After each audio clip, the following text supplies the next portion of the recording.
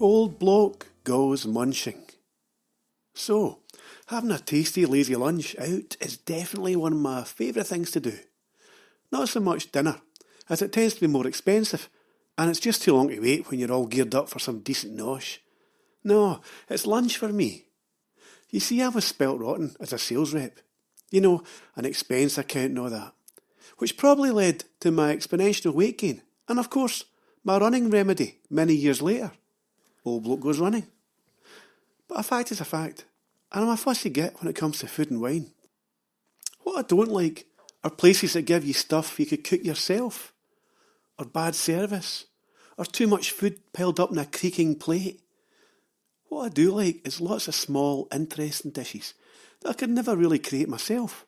Great service, of course, a nice atmosphere, and possibly matching wines for each course. Expensive? Maybe. Starchy and unfriendly? No, it doesn't have to be. I like to leave the place with a feeling of utter satisfaction. And I don't mean waddling out stuffed and bloated. I mean thinking, I can't wait to go back and try some of the other amazing courses I missed. Anyway, me and the better half are on the train, and we haven't paid yet. Not because we don't want to. It's just that the ticket lady doesn't arrive until a few stops before we get off. So I hand her over my card and pay, but then my better half realises we've paid too much. And that's when the ticket lady starts trying to give me my 65 pence refund. Her ticket machine sounds as if a little goldfish has been trapped inside it. You know, it makes a wee blub noise every time she hits a key. So we got onto the subject of fish. Aye, she says, I've had a goldfish for over 13 years. What, in your ticket machine? I inquire. No, you numpty, in my pond.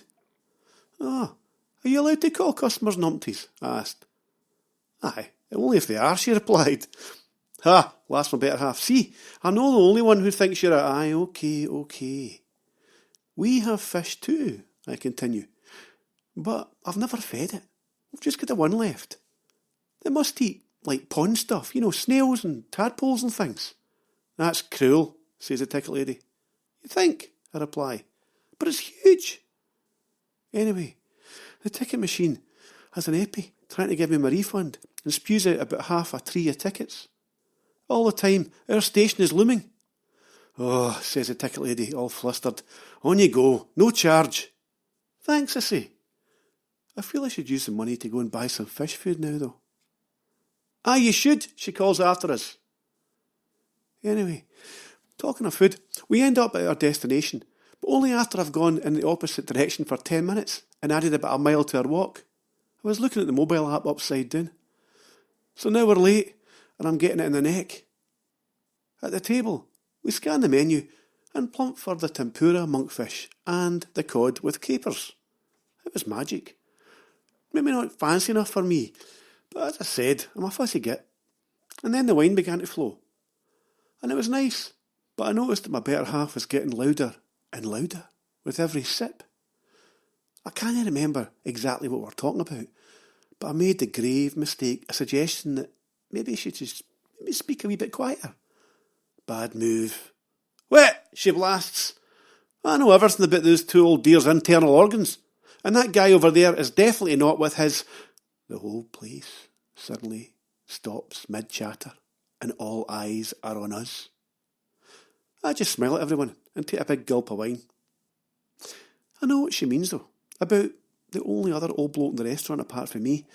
He's just far too happy, touchy-feely and chatty to be anything but in his second or third time around. In fact, we watched that programme, you know, on the telly, the one where couples go off to the sun to buy a house together, and 9 out of 10 times, we reckon they're on their new wife or hubby. You know, they're far too smoochy and stuff. In fact, we had an idea to set up a website called olddodderershodandhons.com. I guess that's just the way it is these days, you know. I'm beginning to feel the numbing effect of the grapes washing over me. So it's onwards to the main course, scallops with hake and fish sauce. This was nice too. It was. But I just like a few wee things to amuse my bush in between courses, and a bit more finesse and flair. I told you I was a food snob. Still, you can't beat a lump of sticky toffee pudding and ice cream. First launched into the culinary world by Francis Coulson and Robert Lee at the Sharrow Bay Hotel in the Lake District, way back in the 70s. It's basically sponge cake, dates and toffee. I've thought about making this myself in the past, but there's about 13 different things in there you have to put together and it looks a pain. I like to cook, but only if it's simple and quick. I don't like building a nuclear device, it's too complicated. In fact, and keep this between us, Aldi do a pretty good version of sticky toffee pudding if you want to make out you've cooked one yourself. Aye, why not? Let me think. Never mind ingredients, let's just skip straight to the procedure. After nipping down the shops, don an apron, dust yourself down with some self-raising flour, spatter some toffee sauce in the kitchen tops, then serve with some ice cream, a smug smile, and maybe a tumbler of port. Utter bliss. Anyway, counting the pud, I reckon lunch weighed in at about 10,000 calories, which is about 2.5 marathons. And I don't mean the chalky bar, which reminds me, they're called Snickers now, aren't they? So what is that all about? The renaming of sweeties. Bring back Opal fruits, Mentolas, Pacers, and of course marathons. And then sweeties are getting smaller. I reckon the marketeers think we're daft, shrinking stuff down when we're not looking. I remember when wagon wheels would have supported the real John Wayne in a real wagon. You're knackered after eating one of those things, or that mala and biscuit and chocolate. But now, still, back on the train we go, and weirdly, no one even tries to sell us a ticket. So I think about karma, bite the bullet, and I buy some fish food for our long-suffering but pleasantly plump goldfish.